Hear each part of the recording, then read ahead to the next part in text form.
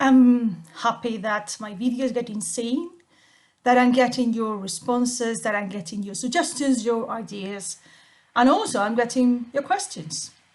So if my first video is the one where I explain, this is what I want to be back to London, I want to be back in England, and I'm asking for support for a place to stay for some time. I got interestingly, it was from a couple of women who asking the same question. How is it that you get to know what you want? So I would like to talk a little bit about this. I believe that trying to put pressure on you, trying to get rushed and pushed into making a decision because you want to know what you want is not going to help you. You have 50% of making the wrong choice, something that you don't really want, and you realize later. So I can tell you what is it in me or what I did in order to get to know what I want. First of all, accept uncertainty and take the time that I need to still don't know what I don't know. Watch it. Is it only in my head or is it in my body? Does it feel in any particular way, the not knowing?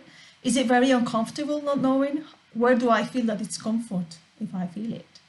And in my case, I did stay there, stay with it. Don't try to force it. However, once I start to watch my body, I realize the body actually knows a lot. A lot of feelings, emotions are in my body on the one side, and the head is trying to think what to do on the other side, but they are not really connecting. At some point, many of us have disconnected between the feelings in our body, the feelings of regret, of fear, of anxiety, or of what we want. In that case, it could be the fear of happiness, of imagining that we get this thing, of a sense of direction. And we simply get so confused into our own mind and our own brain that we cannot see it. But the body knows. Sometimes not knowing about what we want about something just means that we are masking the fear of knowing. What will happen if we know? Maybe if we get to know, we are going to feel guilty because we don't feel able to act on it. Maybe we're going to feel bad about the fact that we know, but we don't dare to do it. So fear in this case would be masking our clarity. But if I don't know if I want to stay here or I want to go to another city, let's say, and I imagine that someone's making that decision for me, and I randomly choose that this person that I imagine is making the decision for me and has decided, for example, that I'm going to stay here. If I really want to stay, maybe I'm going to feel thrill, I'm going to feel good about it, or relief, because someone made the decision the real outcome that I wanted.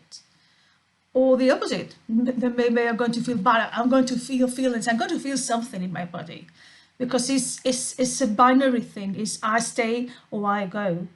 If you put yourself in such position of duality in which that decision is made for you, or you are playing a random dice that you are dropping into and you see the result and it's likely that you're going to feel, oh, this is not the result I wanted, or yes, this is the result I wanted. Recall the things that make you happy. Make a list of the things that make you happy and see how many of them you normally have in your life.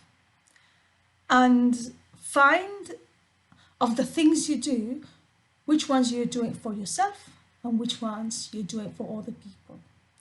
Make a list of the things that you do in a day. Make a list of the things that you do in a week. And then go through it and check how many of these things I'm really doing for myself, make me feel so happy, bring me joy, and which ones I realize is not what I really want, is what I'm doing for others, which is nothing wrong with it, because I can make the choice to do things for others, but then it's my choice, and that is also a way to know what I want.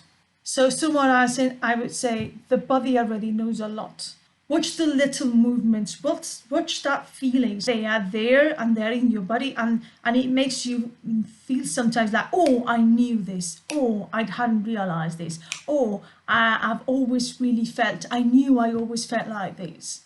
And it's because we are not being aware of what our body is feeling. If you do this, I would love to know how it went for you. And please, what I want is that you share this video and show it to people you know, especially if they live in London, and subscribe to my blog because I will keep you updated. Have a good day.